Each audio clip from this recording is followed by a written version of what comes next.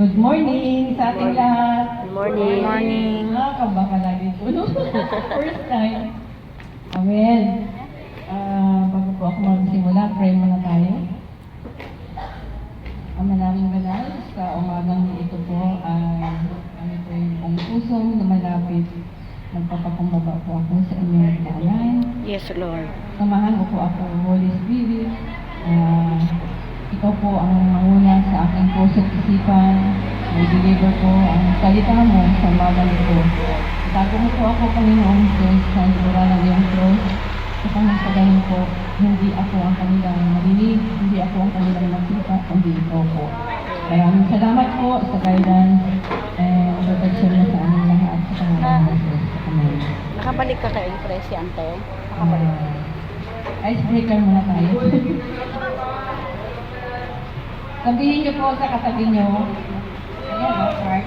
Okay, Sabihin niyo heart. po sa katabi niyo, Jesus cares for you. Sanali lang po Jesus cares for you. Jesus cares for you. Jesus cares for you.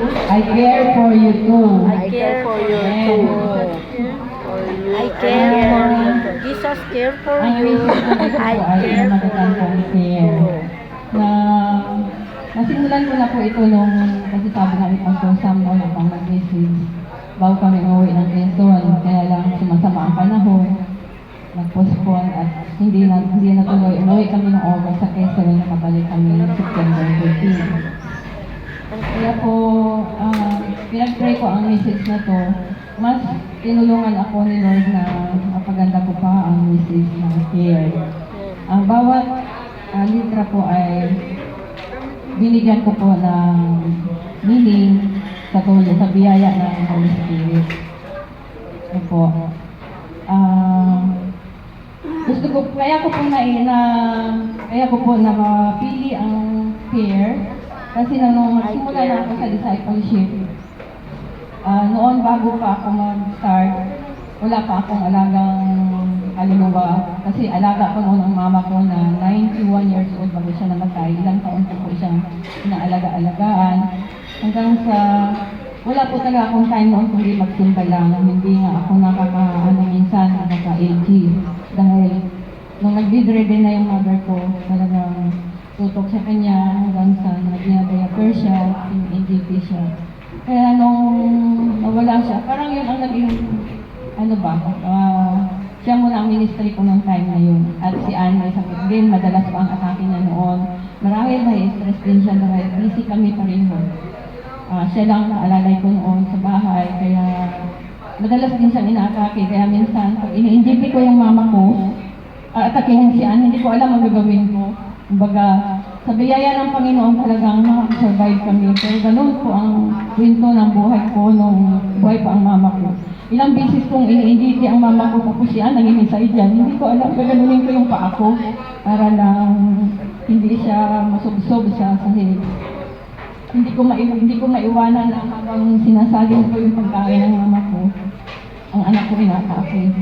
Grabe, kumbaga, yung puso, doon nagsimula ako nagsimula na parang nagkaroon na ako ng heart failure. Siguro sobrang buya, pagod, gano'n. Pero maraming salamat sa Panginoon at natapos din ang trahedya na yun sa buhay namin. At ngayon, pinapasalamatan ko rin sa Panginoon kasi unti-unti dinidinig ng Panginoon yung prayer ko na mawala yung atake ni Anne. Praise God. Glory to God talaga. October, isa na lang po atake niya. Grabe. Amen. Hallelujah. Nagsimula sa 18 to 25 atake, pababa. Sa biyaya ng Panginoon, kaya Lord, sabi ko, Lord, mawala yung atake ni Anne. Amen. Yes. Amen. Ino-offer ko si Anne sa paanan ng Panginoon. Bahala na po kayo sa kanya. Tinatanggap ko na kung ano yung will ni Lord sa buhay niya. Kaya po itong salitang ito, Panginoon, salita ng Panginoon, akin pong isi-share sa inyo nung ako'y nagdi-disciple, nabuo po itong care. Sisimulan ko po yung C sa Christ-centered. Gawing si Kristo ang sentro ng ating buhay, siya rin ang pangunahing haligi ng ating pamumuhay. Amen. Mababasa natin ito sa Timoteo 6:33. Pero, higit sa lahat, unahin niyo ang kaharian ng Diyos at ang pagsunod sa kalooban niya, at ibibigay niya sa inyo ang lahat ng mga bagay na ito. Ayun po. So, doon po talaga, nung time na yun, nagsimula na akong step up sa aking Christian life. Unti-unti, sinusunod ko na yung sa discipleship na hakbangan na natin talaga. Hakbangan na para magkaroon tayo ng disciple. So, ito po yung leader A, ang salita ng Diyos. Ang salita ng Diyos ang ating sandigan. Manatili sa kanyang salita, sa kanyang mga aral at banal na kasulatan. Ang sabi nga sa John 8:31, sinabi ni Jesus sa mga naniniwala sa kanya, kung sinusunod ninyo ang mga teachings ko, mga disciple ko nga kayo. Ano, di ba?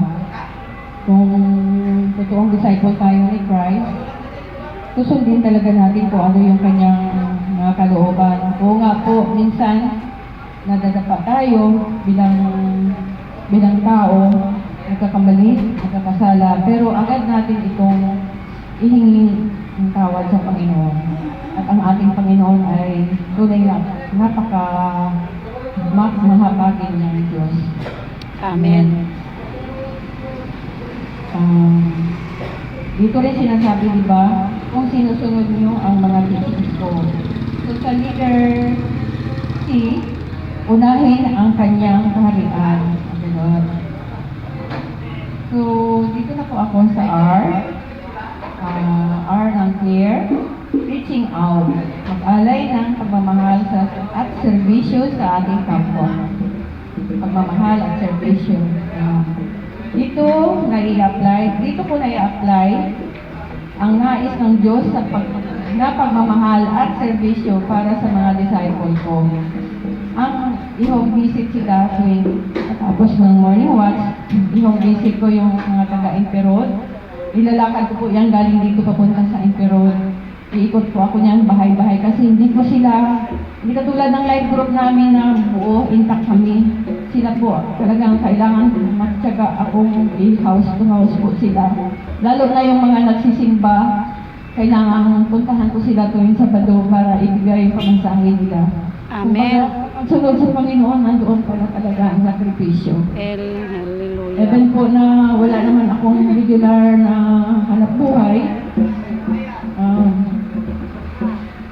hinihiling ko sa Panginoon na i-provide niya ako ng extra para may pamasahe yung aking mga disciple para lang makapagsimba. Nangihinayang po ako sa mga kaluluwa nila kung yung dahilan lang, reason lang ay wala kami pamasahe ate. Makita mo talaga yung kalagayan din nila na halos isang kahit ganito parang kami din, pero ang biyaya ng Panginoon sa amin talaga kahit paano, hindi naman kami nagdarahok ng store, pinoprovide ng Lord yung mga kailangan namin. Kasi simpleng buhay lang kami ni Ann, hindi kami mag-agbuko basta healthy food lang, mga gulay-gulay lang. So, ito po, mababasa po natin sa John 13:35. Sa pamamagitan nito, makikilala ng lahat na kayo'y aking mga alagad kung kayo'y may pag-ibig sa bawat isa. So dito talaga din yung dito sa reaching out, kailangan ay yung ating pag-ibig, may pagmamahal tayo sa ating kapwa. Ayun. May clear po itong aking message. So dito na po ako sa care, sa A po. A ng care. Espiritu ng pagpapalakas. Magbigay lakas at patatagin ang pananampalataya ng iba o ng kapwa mananampalataya. Lalo na ang mga bago pa lang sa Panginoon. Glory to God. Yun talaga din ang may apply. Dito ko nakukuha ang mga salitang ito sa paghayo ko bilang isang disipulo ni Kristo na hinihiling ko sa Panginoon na magampanan ko yung aking obligasyon sa Kanya. Amen. Hinihiling ko bago mag-December, mabuo na. Sa bagay po, meron na akong 12. Hindi ko pa nga lang gaano napapalo up yung isa, pero napuntahan ko na po siya. Yun talaga po ang desire ng puso ko, mabuo ko yung 12 na yung 2025. At loobin ni Lord, kung may caroling tayo, may dalawa na akong pamilya. Reserve din na po sa akin yun na may bago po akong dalawang pamilya na makarulingan natin na aalagaan ko din. Diyan sa Imperial lang para isang area lang po sila. Meron din po akong target sa Baltan. Kasi po yung area ng disciple ko, Baltan and Imperial, ganun. Thank you Lord dahil mayroon tayong caroling. Doon ko talaga sabi ko, Lord, paano ba natin yung mga kaluluwang ito? Sa pamamagitan ng caroling, doon po ako nagkaroon ng mga disciples. Kaya yung mga nakarolingan po natin, ipalo up po natin ito. Dito tayo makakakuha ng mga kaluluwa ng kaalagaan natin. Amen. So ito po yung last verse sa bababasa po natin sa Thessalonica 5:11. Encourage nyo ang isa't isa at magtulungan kayo gaya ng ginagawa nyo ngayon. Amen. So di ba nga, kailangan natin yung malakas tayo sa isa't isa, i-encourage natin yung mga nanghihina na, i-encourage natin na paano ba gagawin ko, ano ba hanggang ngayon hindi pa ako magkaroon ng maraming disciple. So encourage natin siya kasi tayo, kung nagkaroon na tayo, encourage natin paano ba natin ginagawa. Mahirap talaga, pero kailangan nandoon yung puso sa discipleship, yung puso natin na mag-alaga sa kanila, mag-follow up sa kanila, encourage natin sila sa pamamagitan ng kanilang pananampalataya. Laliman pa nila yung pananampalataya nila kasi mayroong reason yung isa may pamasahe na, binigyan ko na ng pamasahe, nag-chat sa akin, 4 din silang nagsimba, si Sister We, hindi ako makasimba kasi kailangan ng mister ko, may asikaso ako ng dadalhin ng mister ko, pupunta sa trabaho niya kasi nagbabiyahe yung mister niya. Sabi ko, Lord, kung yun lang ang rason niya, pwede naman niyang gawin yung asikasuhin niya agad sa umaga pa lang ang mga dapat dalhin ng asawa niya. Pero syempre, sabi ko, Lord, tulungan mo po siya na maging malalim sa kanyang pananampalataya sa inyo. Amen. Hindi rason yun na hindi siya makasimba dahil hindi niya na rason, wala siyang pamasahe, may pamasahe na siya. Hindi niya rason yun na asikasuhin ko yung pangailangan ng asawa ko. Kaya ino-offer ko sa Panginoon lahat ng ating mga disciple. Ipag-pray lang po talaga natin sila na mag-grow sila, katulad natin. Amen. So God, yun lang po. Maraming salamat.